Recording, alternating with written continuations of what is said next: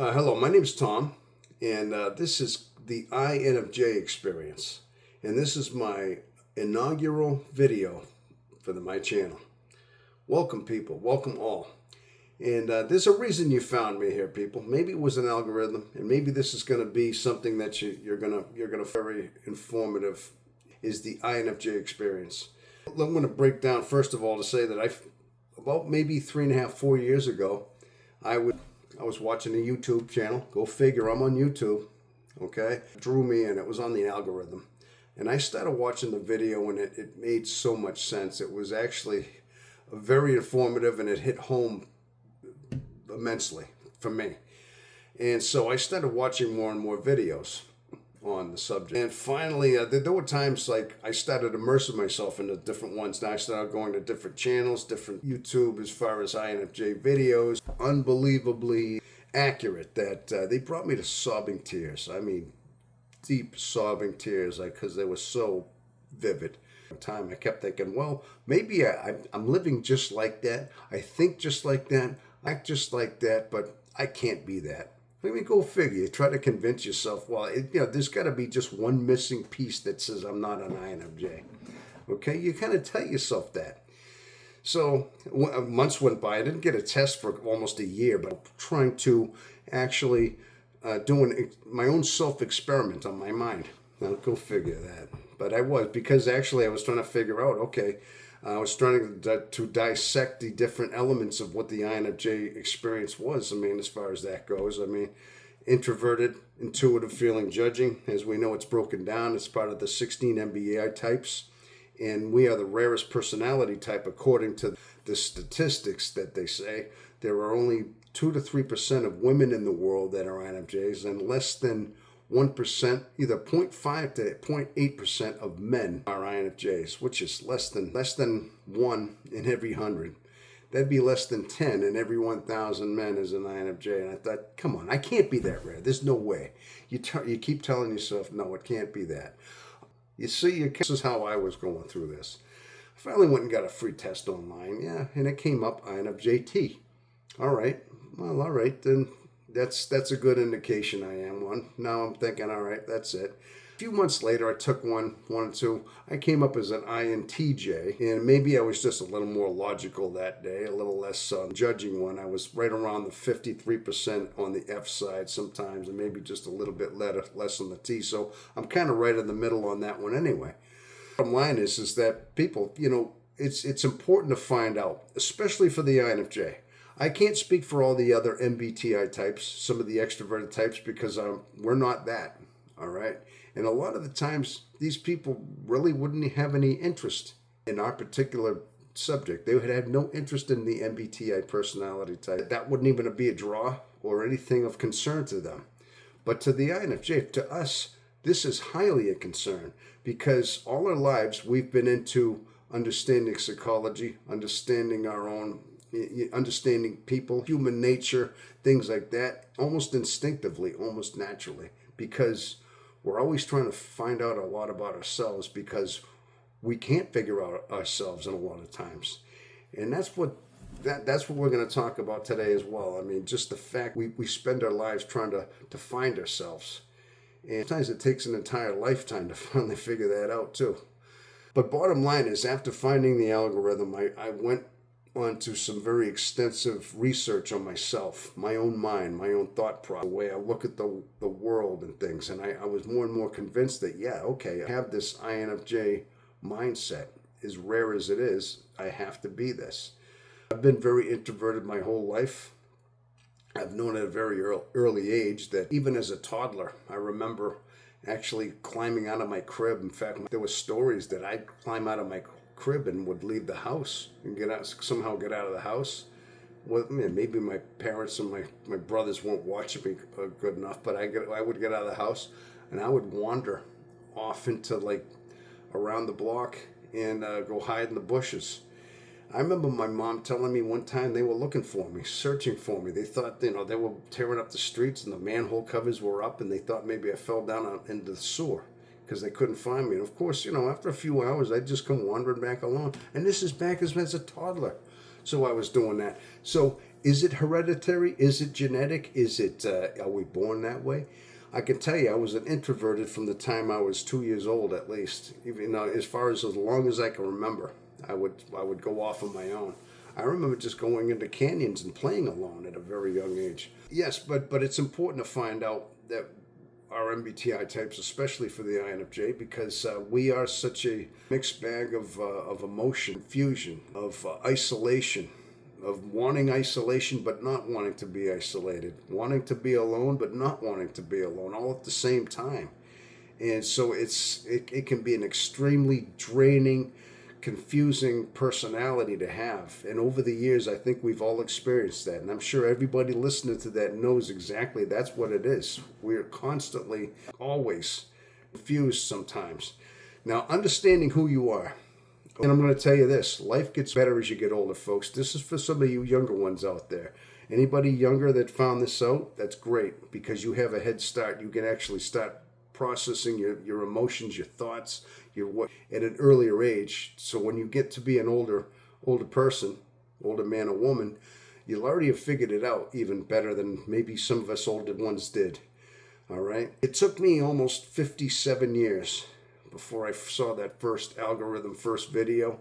And since then, I've been pretty much trying to figure out and understand myself. But since then, just understanding my mind, understanding the processing, it has gotten so much better. It has. Now, the things that have necessarily been our drawbacks, okay, we have blessings and we have curses. When we have amazing blessings is the fact that we are highly intuitive, we're highly empathetic, we connect well with people. We know we have a good heart too. I mean, we want to help, we want to give advice. I mean, gosh, we might save little baby ducks off the road. Things like that. We are very, very kind, compassionate people. And that these are things we understand. It's like, but also we are a very isolated people. Like I said, we're confused. We want the isolation. We want that companionship, sometimes at the same time, sometimes not at all. So it can be that confusing.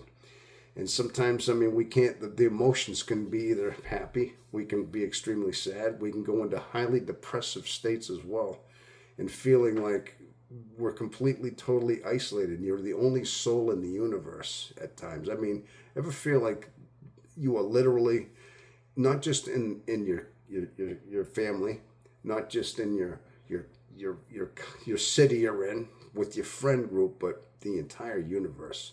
Who's ever felt like you're the only one in the universe? Folks, I'm laughing only because I know we all know what this is. And it is a feeling that we have to understand and know that we have to get past this sometime. We have to figure it out. But it comes to a point in our lives, folks, especially the younger ones, that your greatest drawbacks, in fact, your curses, need to become your greatest assets. Okay, when you can change that, when you make when you can change the polarity and make your assets, your drawbacks, your greatest strengths, is when you have figured it out. I have a lot to learn. I'm not saying I'm, any kind of perfect anything. I still have my drawbacks, but life has gotten so much easier since I've discovered this MBTI and discovered the fact that I've accepted this INFJ thing that I have, and come to grips with it and said, okay, this is my life. It's never going to change. How many times have we tried to change, become more extroverted, more likable, be more accepted in a crowd? I tried that earlier on in my teenage years, always to be finding myself drifting back into solitude. You want to get more friends, you want to get more sociabilities and things like that. So you start wanting more girlfriends. I always wanted a girlfriend. I always wanted that perfect little girlfriend that was just like me. She kind of looked like me a little bit. We thought a lot alike, and we were like just, inseparable. And you think someday you're going to bump into her, And, that's like, we're always looking for that soulmate. I didn't realize it. It says, yeah, INFJs are always looking for their soulmate. I'm like, well, you got to be kidding me. That too, It's like you're always looking for that perfect somebody in your life. It's like, oh, even that, huh? And so, yeah, you find out you're looking for somebody. So, you're looking for friendship. You're looking for connections. But at the same time, you want your isolation.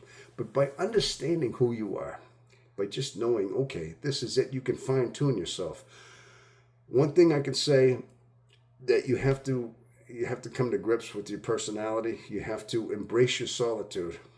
Now, some people may not want to do that, but sometimes you have no choice. I don't think that we are